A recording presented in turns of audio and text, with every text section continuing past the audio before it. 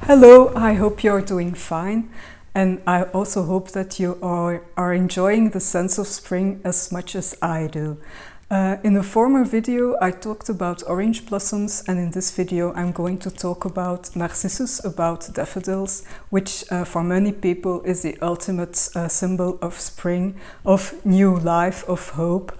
I'm not only going to talk about a few perfumes based on daffodils, which I really love, but also about, of course, my experience with the flower itself. And first of all, we are going to take a look at the symbolism behind Narcissus, because in the Middle East, apparently, Narcissus is a symbol of lovers separated from each other for whatever reason. And there's a tradition that if they can't have contact with each other, they send each other a daffodil. In the Western culture, a Narcissus has a completely different meaning, and it means the love we have for ourselves, narcissism. You probably know that. And where does it come from, narcissism? It comes from Greek mythology, and you can read it in the transcription made by Stephen Fry in Mythos. It's the story of Narcissus and Echo. Of all the pretty faces he'd seen, Narcissus had never found one more fascinating than his own. Perfection. Utter perfection. You're fabulous. This was Echo's chance. From her hiding place behind a rock, she repeated the words that she so longed to say. You're fabulous. Narcissus grew more and more enchanted with his own image. He never once looked away from his reflection, for he was now sure it had spoken back to him. I've never said this to anyone. I believe I love you. I love you. But as Narcissus reached into the water to try to touch the face that so fascinated him, it simply disappeared. Don't leave me! Dismayed at the sudden loss of his only love, Narcissus plunged into the deep pool. Echo rushed out from behind the rock, but it was too late. All she could say were the words that she last heard. Don't leave me. Echo's grief was unbearable. She wandered through the mountains without eating or drinking. And slowly, she faded away until all that was left of her was her voice. According to the ancient Greeks, Echo's spirit still exists in all the mountains and caves of the world, and you can even hear her today, repeating the last words of anyone who calls out to her. Hello! Hello! Hello! Hello! As for Narcissus, he didn't disappear forever either. In fact, a very strange thing happened. On the very spot where he was last seen, a beautiful flower grew. And as it grew, it leaned over the pool, still trying to get a look at itself. The flower, of course, is called the Narcissus. Narcissus was the son of a nymph and a river god. And when he was a child, he was extremely beautiful. So his mother knew that being beautiful is not always an advantage. It can be dangerous. So she decided to go to Tiresias, which was a prophet. He was a prophet, to predict his future. And Tiresias told her that as long as he didn't know himself, he would have a happy life, for whatever that means. So Narcissus grew up, and he found out that every creature where he lived, if it were a human, a centaur, a satyr, a faun, a nymph, they all fell immediately in love with him. And he didn't like that. He found it absurd, and he felt sorry for those people. He didn't understand them, with their expression always full of obsessiveness, unhappiness, solitude, and for him love was, or being in love was, a kind of a disease. So Narcissus grew up, and one day he went on a hunt, and in the wood where he was hunting he met Echo. Of course, I'm not going to talk about Echo, you can read about her in the book. And so, well, what he did, he wanted to take a rest, and then he found the river. And when he wanted to take a sip of water, he noticed an incredibly beautiful face in the water, and he fell immediately in love with that face. And he recognized the same expression as other people had when they fell in love with him. So the same expression of loneliness and happiness.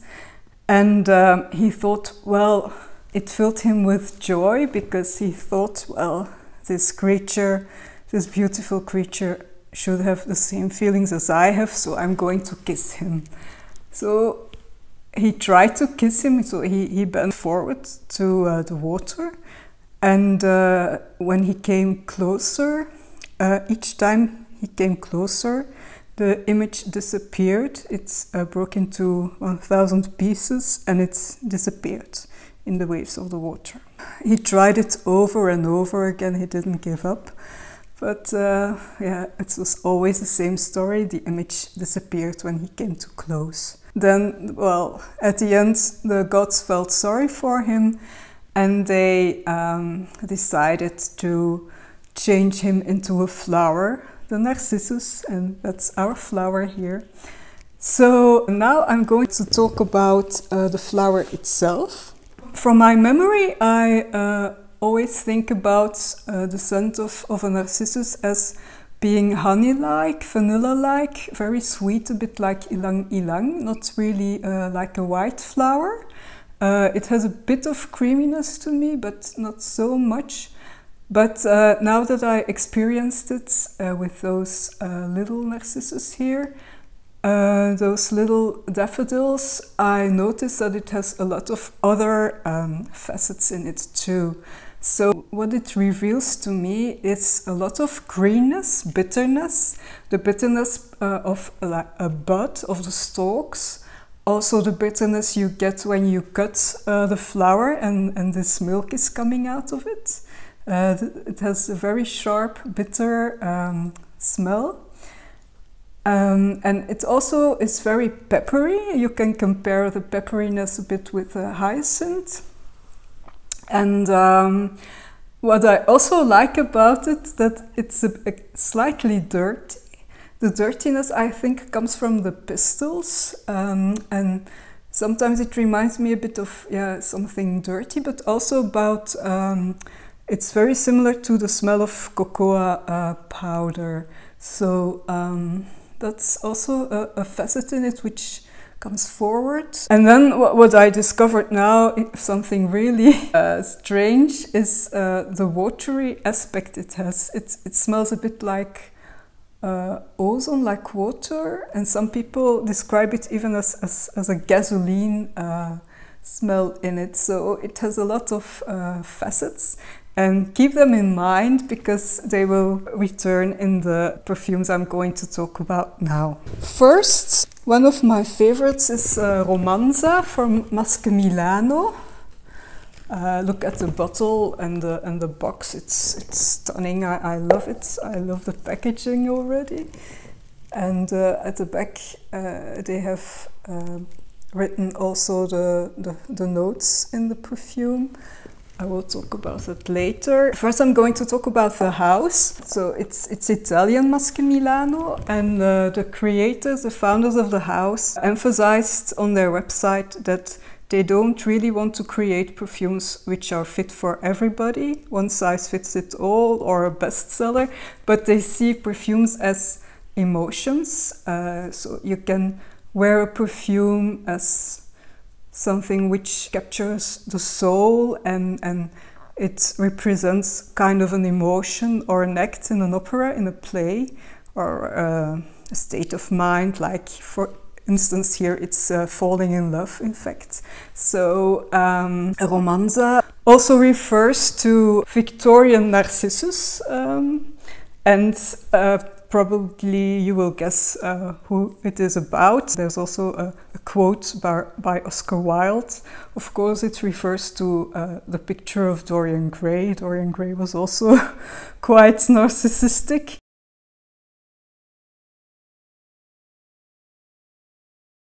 And the quote is, "The studio was filled with a rich odor of roses." This perfume is created by Cristiano Canali. I think he's young blood, because I only noticed that he has only created 3 perfumes so far, but I think he's just graduated, but he's really young blood. We have to watch, I think. Let's talk about the notes. On the website and of course also on the bottle, they talk about not the top, the heart and the base, but about different stages in falling in love, I think. The appearance, the soul and the ineluctable. So the appearance is made of absinthe, artemisia, orange blossom and angelica in the heart. So the soul consists of French Narcissus Absolute, violet leaves and jasmine. And the base consists of decadent woods.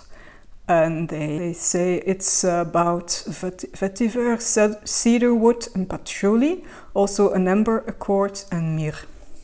So that's what this perfume is about, a really original composition, I think. And what I also wanted to stress is that if I compare French style with Italian style in general, I think the French perfumery is always a bit, yeah, it's very classy, but it's always classical, and they don't really try to experiment. The Italians go a step further in that way. They are much more creative, to my opinion. So I want to know if you agree with that opinion, because I think it would be interesting to discuss French style and Italian style of niche perfumery. So, but now let's talk about the perfume itself, how I experience it. So it starts with a wonderful opening, an opening made of orange blossom, and the orange blossom is the grapey orange blossom, which I talked about in the former video. It has a very fruity, sweet aspect, very, very original. But it's counterbalanced a bit by artemisia and angelica, and they give a bit of bitterness, so that it doesn't really become too sweet. And then after a few hours, because this perfume is really extremely long-lasting, Kafkaesque even mentions that it lasts 24 to 36 hours even. After a few hours, the orange blossom is going to disappear, and then the greenness, the bitterness is coming forward, and then you have the Narcissus Absolute in the heart. So I think most of the greenness of Narcissus you can find out, and it's supported by violet leaves. It gives it a powdery sensation, a perfumey sensation. And there's also jasmine in it, but I can't really detect the jasmine on its own. And that stage is going on for a while, and then the bitterness slowly but surely is taken over by what they call the decadent woods. You notice the vetiver in it, the cedarwood, the patchouli. It becomes a bit more masculine, but still it has this crisp, fairy-like greenness in it, which is wonderful. And at the end, yeah, you have the oriental feeling of the amber, which comes forward. Well, the sillage of this perfume is soft. I think it's not really a bomb. You can notice it, but you won't bother anybody, I think. And yeah, if if you read the comments on Fragrantica, it has really good comments. So I really love the house Masque Milano, and this is my favorite perfume from it. I also have Latera, which is also really beautiful. They celebrate their 10th birthday this year, so they exist 10 years, but yeah, Romanza is really stunning. Yeah. Okay, now I'm going to talk about Fate by Amouage. Very nice bottle, very nice box which goes with it. Very mysterious. And this is a completely different perfume. It's from a completely different style. It's not so modern, not so edgy as Romanza. So it's in fact it's an oriental Chypre. It's a floral Chypre. And let's talk about the family of Chypres first. It's a family in perfumery which already exists since the end of the 18th century. We know it from recipes, and but the first time when it was called really a family, and the Chypre family, was when François Coty created his Chypre, his perfume called Chypre in 1917. So what's typical about a Chypre is that those perfumes always contain 5 notes. They contain citruses, flowers, musk or amber, or both of them, and always also oak moss, which plays really an important role. Most of the time they use bergamot for the citruses, and for the flowers usually it's rose or jasmine. So it also contains oak moss and amber or musk, and most of the time also patchouli. In the Chypres, we always have a duality between the spices and the floral undertones. So in this perfume, incense, cinnamon and patchouli play a major role. And they didn't use jasmine or rose for the floral undertones. They used daffodil. So that's really an innovation for Chypre. And the daffodil is supported by vanilla bean. So the sweet part of daffodil you have also in the base. But it's a really very complex perfume.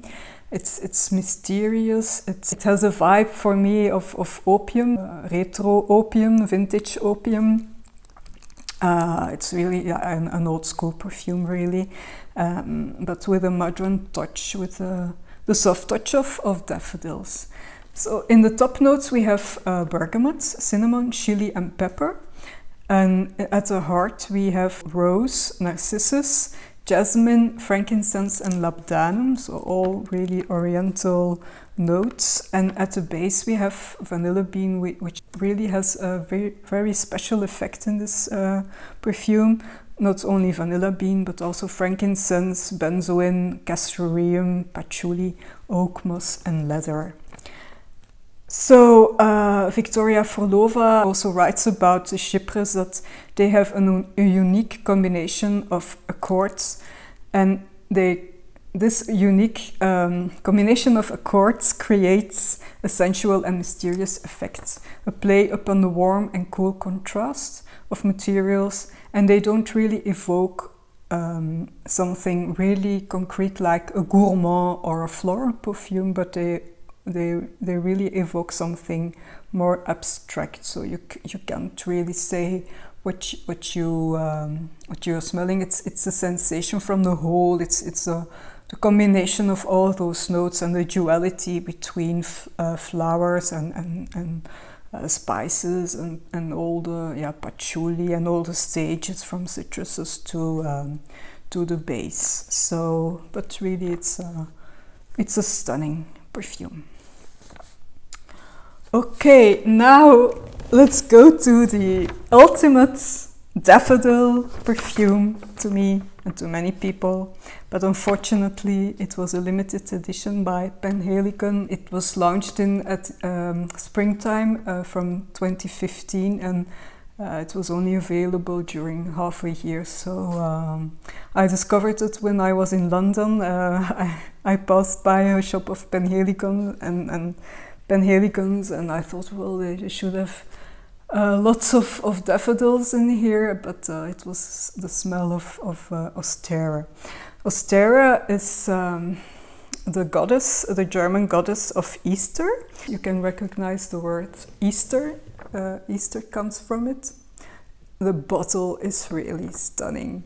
The box is really stunning. It's so beautiful.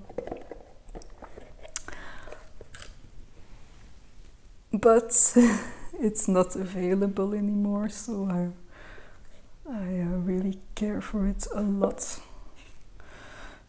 And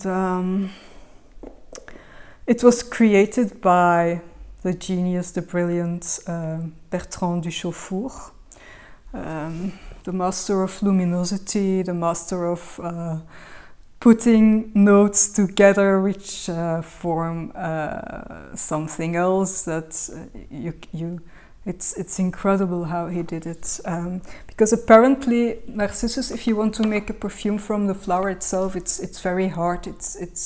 It turns into a smell of rot, and so you always have to combine other notes to create the effect of daffodils, and I think he succeeded in it wonderfully. So there's a lot of notes in this perfume.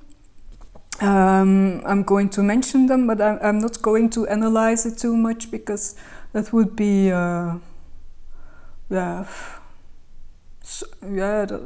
it doesn't feel right with this perfume that I would analyze it, but I will only mention the notes in it, so you can see how Bertrand Duchaufour used completely different notes to evoke this sensation of a daffodil, which I also have with a real flower. So the bitterness comes forward, the dirtiness of the cacao powder, for example, the honey aspect in it, the hyacinth effect of it, and at the top it contains bergamot, clementine, juniper. The juniper is really an important note in this perfume. I think the juniper refers a bit to the bitterness, to the greenness of the leaves. It also has red berries, mint and currant buds in the opening, violet leaf absolute, which we also find in Romanza, green leaves and aldehydes. So that's the opening. In the heart we have floral notes of daffodil, hyacinth, cyclamen, ylang ylang, hawthorn and wisteria, and together with notes of beeswax. And in the base we have styrax, vanilla, benzoin, musk, amber and also blunt wood.